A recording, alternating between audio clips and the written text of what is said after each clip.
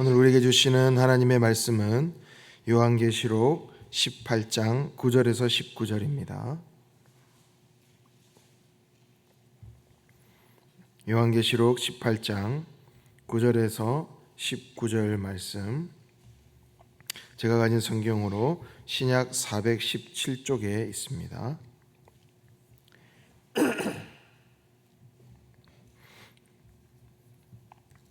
우리 말씀을 한 목소리로 같이 읽겠습니다. 그와 함께 음행하고 사치하던 땅의 왕들이 그가 불타는 연기를 보고 위하여 울고 가슴을 치며 그의 고통을 무서워하여 멀리 서서 이르되 화 있도다 화 있도다 큰 성 견고한 성 바벨론이여 한 시간에 내 심판이 이르렀다 하리로다. 땅의 상인들이 그를 위하여 울고 애통하는 것은 다시 그들의 상품을 사는 자가 없음이라.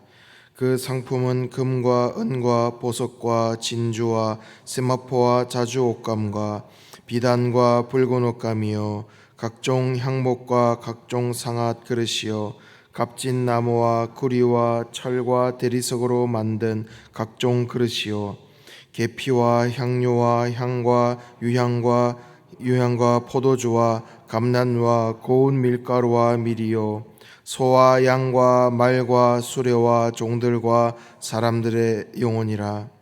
바벨론아, 내 영혼이 탐하던 과일이 내게서 떠났으며 맛있는 것들과 빛난 것들이 다 없어졌으니 사람들이 결코 이것들을 다시 보지 못하리로다. 바벨론으로 말미암아 치부한 이 상품의 상인들이 그의 고통을 무서워하여 멀리 서서 울고 애통하여 이르되 화 있도다 화 있도다 큰 성이여 세마포 옷과 자주 옷과 붉은 옷을 입고 금과 보석과 진주로 꾸민 것인데 그러한 부가 한 시간에 망하였도다. 모든 선장과 각처를 다니는 선객들과 선원들과 바다에서 일하는 자들이 멀리 서서 그가 불타는 연기를 보고 외쳐 이르되 이 큰 성과 같은 성이 어디 있느냐 하며 티끌을 자기 머리에 뿌리고 울며 애통하여 외쳐 이르되 화 있도다 화 있도다 이 큰 성이여 바다에서 배 부리는 모든 자들이 너의 보배로운 상품으로 치부하였더니 한 시간에 망하였도다. 아멘.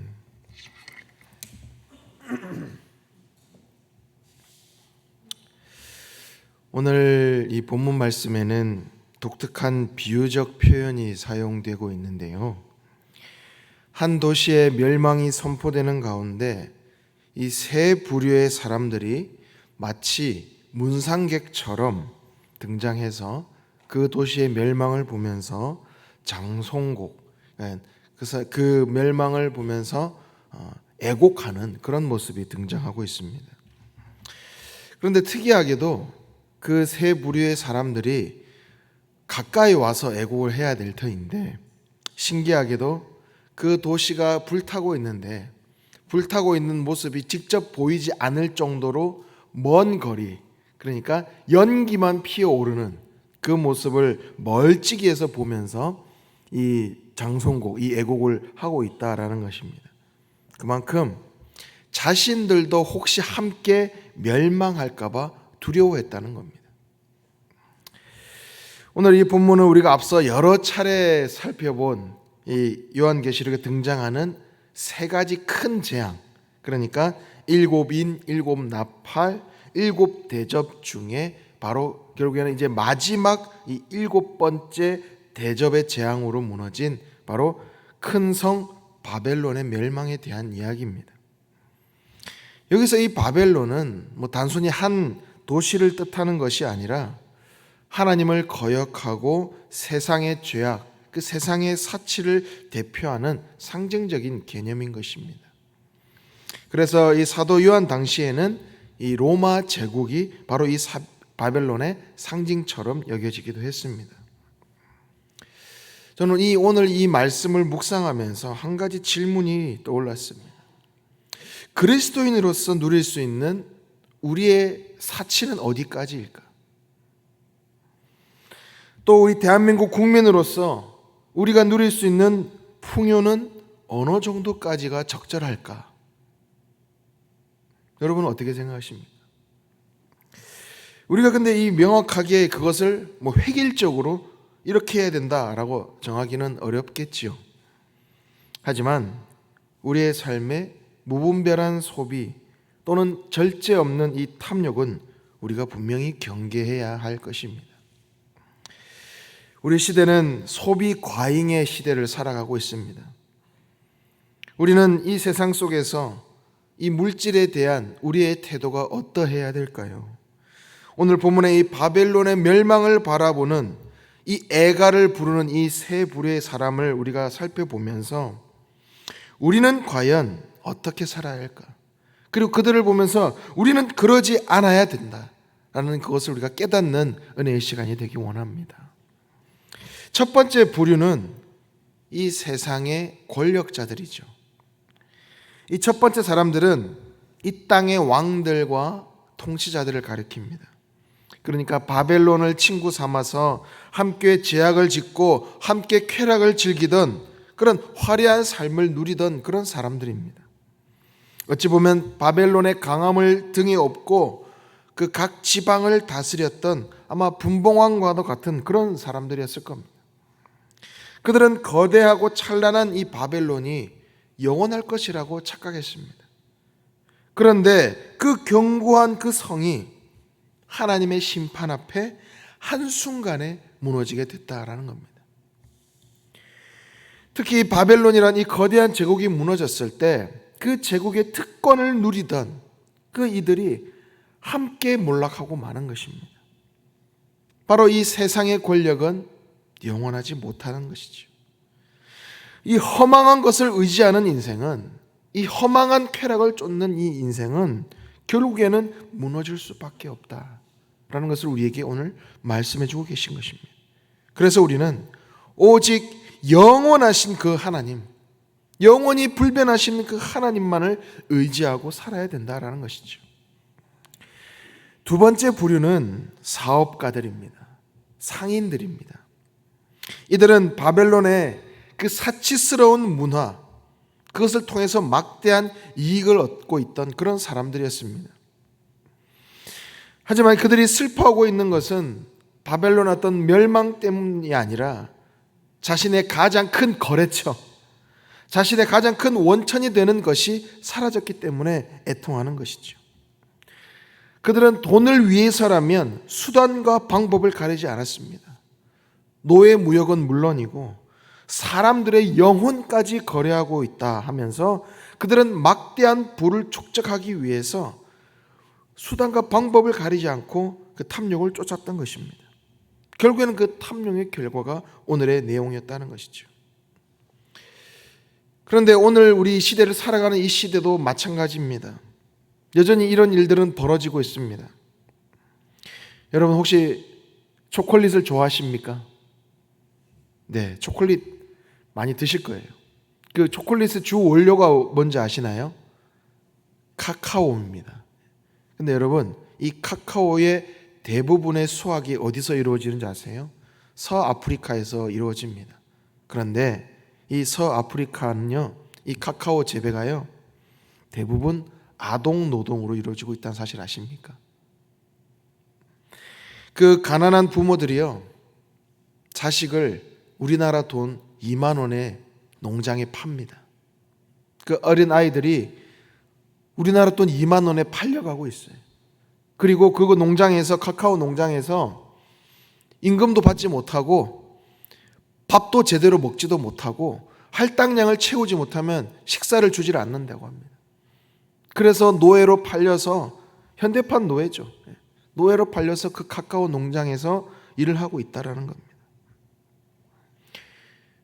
우리나라도 예외가 아니죠. 뉴스를 조금만 찾아보면 지적 장애인들을 수십 년간 착취하는 그런 악덕 업주들이 있고요. 또 현장 실습이라는 이름으로 자행되는 그런 젊은이들을 향한 노동력 착취가 있고, 또 열정페이라는 이 미명 아래 노동력을 강요하는 그런 현실. 성경에 오늘 등장하는 이 말씀처럼 이 시대에도 여전히 악한 사업가들, 상인들이 존재하고 있습니다. 주님은 착취와 억압으로 얻은 부를 기뻐하지 않으십니다. 불의한 방법으로 쌓은 부를 비판하고 멀리하는 삶을 우리는 살아야 합니다. 우리는 우리의 삶의 목적을 어떤 물질의 축적으로 삼아서는 안 될 것입니다. 우리는 주님 안에서 의롭고 정직하게 살아야 할 그런 책임이 있다라는 것입니다. 세 번째 부류는 선주와 선원입니다. 물류업에 종사하는 사람들입니다. 이들은 제국과 주변 국가 간의 그 무역을 통해서 운송업으로 부를 축적한 사람들입니다. 단순히 운송업 자체가 잘못됐다라는 것이 아니라 이 세상의 흐름 속에서, 이 세상 속에서 이익만을 쫓아서 사는 그런 삶을 이들은 살고 있었다라는 것이죠. 오늘날 우리도 마찬가지입니다. 지금 선박과 항공 물류는 최고의 호황을 누리고 있지만 언제 그 호황이 끝날지 누구도 장담할 수 없습니다. 자원은 고갈되고 경제가 흔들리게 되면 결국에는 그 물류도 마비되게 될 것입니다. 그래서 우리는 항상 현실에 취하지 말고 깨어 있어야 된다는 것입니다. 우리의 정체성을 어떤 소비나 어떤 소유에 찾지 말고 오직 하나님께 받은 그 사명 안에서 우리의 정체성을 찾아가야 된다는 것입니다. 그런 삶의 결국에는 우리의 삶의 어떤 허무함과 그 불안함에서 벗어나고 그것을 극복할 수 있다라는 것이죠. 여러분, 타이타닉 아실 것입니다. 타이타닉 1912년도에 출항하였습니다. 신조차 가라앉을 수 없는 배라는 이런 참 오만한 캐치프레이즈를 달고 출항했습니다. 그도 그럴 것이 길이만 270m, 폭이 30m에 달했습니다. 탑승한 인원이 2224명이었습니다. 명실상부 세계 최대의 대형 선박이었습니다. 지금으로부터 113년 전에 그런 기술력을 가졌다는 것이 정말 대단하죠. 지금의 기술력으로 봐도 손가락 안에 들 정도의 대형 선박이었습니다. 그 배에는 부자들, 유명 인사들 또는 꿈을 안고 신대륙으로 가던 수많은 사람들을 배에 태우고 출항했습니다. 그 안에는 사치와 화려함이 가득했습니다. 황금빛 식기, 대리석 계단, 최고급 식사, 또 악단들, 심지어 헬스장도 있었다고 합니다. 개인 전속 하인까지 있었습니다. 그런데 이 배 안에서는요, 신분에 철저히 구분되어 있었습니다. 돈이 있는 사람은 더 안전한 갑반에 올라갈 수 있었습니다. 그런데 그 한밤 빙산에 부딪히게 되는 그 순간, 그 화려했던 그 배는 단 몇 시간 만에 물속으로 가라앉게 되었습니다. 그런데 이 상황 속에서 1등 객실이든 3등 객실이든 돈을 가진 자든 지위를 가진 자든 명성을 가진 자든 아무도 그들을 구해주지 못했습니다. 오직 구명 보트에 탔냐 탔지 못했냐, 그것이 그들의 생사를 결정했습니다. 설계자도 선장도 부자도 하인도 그 누구도 침몰을 막지 못했습니다. 세상에서 가장 크고 견고한 배라고 자부했지만 그 한 번의 충격으로 역사 속에 사라졌습니다. 바벨론도 그랬고 로마도 그랬고 지금의 시대도 마찬가지입니다. 견고하고 부유하고 영원할 것처럼 보이지만 결국엔 하나님의 심판 안에 한순간에 무너지는 것입니다. 사랑하는 우리 용인영락의 성도 여러분, 우리의 삶의 기반은 무엇으로 하고 있습니까? 화려하고 거대해 보이는 이 타이타닉과 같은 이 세상입니까? 아니면 세상적 기준으로 작고 보잘것없어 보이지만 예수 그리스도의 위에 그 반석 위에 세운 삶입니까? 하나님의 나라는 절대 가라앉지 않습니다. 우리는 세상의 부와 쾌락이 아닌 구원이라는 이 구명보트에 올라탄 자들이 되어야 될 줄 믿습니다. 세상의 어떤 화려함, 그 권력은 영원하지 않습니다. 하나님의 심판 앞에 결국엔 사라질 것들입니다. 세상은 언제나 이기적입니다. 악한 자들은 거짓을 기반으로 움직이고 자신들의 불리함에 언제든지 등을 돌리고 말 것입니다. 그러나 우리는 세상이나 어떤 사람보다 영원한 생명을 약속하신 예수 그리스도만을 의지하며 살아야 될 것입니다. 우리는 이 두 가지를 분명히 기억해야 됩니다. 세상은 결국에는 하나님 앞에, 그 심판 앞에 무너지게 될 것입니다. 그러나 하나님의 나라는 영원합니다. 우리는 그 하나님의 나라를 소망하며 믿음 안에서 정직과 공의로 바르게 살아야 할 의무가 있는 것입니다. 우리 모두는 이 세상의 어떤 찬란함에 우리가 눈길을 빼앗기지 말고 하나님의 영광을 사모하면서 소유가 아닌 신앙 안에서 우리의 정체성을 찾고 하나님을 의지하며 살아가는 그런 복된 성도님들 되시기를 간절히 소망합니다. 기도하겠습니다.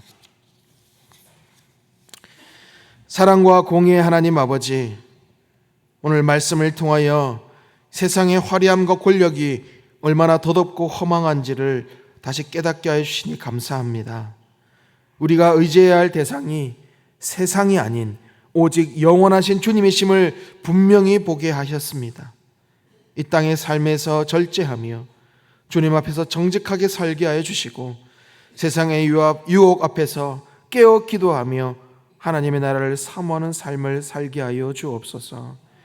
우리의 삶의 정체성을 소유나 어떤 지위에서 찾지 않게 하시고 오직 주님 안에 있는 복음과 사랑 안에서 찾게 하여 주옵소서.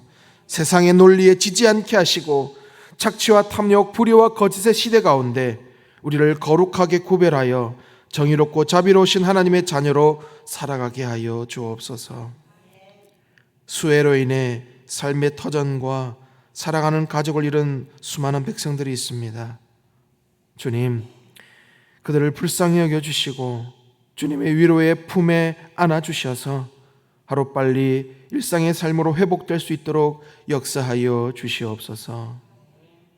오늘 하루의 시작도 주님의 나라를 바라보며 끝까지 믿음으로 승리하게 하실 줄 믿사오며 예수님의 이름으로 기도드립니다. 아멘. 주님께서 가르치신 기도드리겠습니다. 하늘에 계신 우리 아버지, 아버지의 이름을 거룩하게 하시며 아버지의 나라가 오게 하시며 아버지의 뜻이 하늘에서와 같이 땅에서도 이루어지게 하소서. 오늘 우리에게 일용할 양식을 주시고 우리가 우리에게 잘못한 사람을 용서하여 준 것 같이 우리 죄를 용서하여 주시고 우리를 시험에 빠지지 않게 하시고 악에서 구하소서. 나라와 권능과 영광이 영원히 아버지의 것입니다. 아멘. 말씀을 기억하며 우리 함께 기도하기 원합니다. 곧 사라질 세상 권세, 어떤 세상의 어떤 물질, 그것들에 의지하지 않고 영원한 그 하나님의 나라를 소망하며 하나님의 정직과 공의로 올바르게 살아가는 우리 인생이 되게 하여 주시옵소서. 성령으로 충만하게 하셔서 오늘도 마땅히 기도할 바를 알게 하시고 이를 통하여 모든 것이 합력하여 선을 이루게 하시는 그 하나님을 경험하고 만나게 하여 주시옵소서. 오늘 교회를 위해서 함께 기도합니다. 우리 용행영락교회가 성령 충만, 말씀 충만, 기도 충만케 하시고 모든 예배의 자리마다 하나님의 임재를 경험하고 회복과 부흥이 있는 교회 되게 하여 주옵소서. 교회 교육자들과 직원을 위해서 함께 기도하기 원합니다. 담임 목사님에게 성령 충만함으로 부어주시고 사모님 자녀들에게 참된 평안으로 인도하여 주시고 또 말씀을 선포할 때마다 성도들의 영혼이 회복되어지고 바로 세워지는 역사가 있게 하여 주옵소서. 모든 부교육자들, 직원들 영육 강건케 하시고 맡은 사역들 충성스럽게 감당하며 성령의 9가지의 귀한 열매를 맺어가는 그런 사역들이 되게 하여 주옵소서. 이번 주 목요일부터 진행되는 중고등부 여름 사역을 위해서 또 멀리 홍천으로 이동하게 될 텐데 오고 가는 발걸음 안전하게 지켜주시고 또 믿음의 성장이 이루어지는 그런 학생들이 되게 하여 주옵소서. 또 말레이시아 단기 선교를 위해서 또 청년부 여름 사역을 위해서 또 수해 피해 입은 수재민들을 위해서 우리 각자의 기도의 제목들을 놓고 계속해서 주님 앞에 기도하며 나가겠습니다. 하나님 아버지, 정말 주님, 저희는 끊임없이 세상 권력을 의지하고 세상 물질을 의지하고 세상의 논리를 따르기 바쁜 우리의 모습들을 주님 용서해 주시고, 아버지, 세상은 결국에는 무너질 것입니다. 결국에는 이 바벨론처럼 로마처럼 타이타닉처럼 결국에는 무너지고 말 것입니다.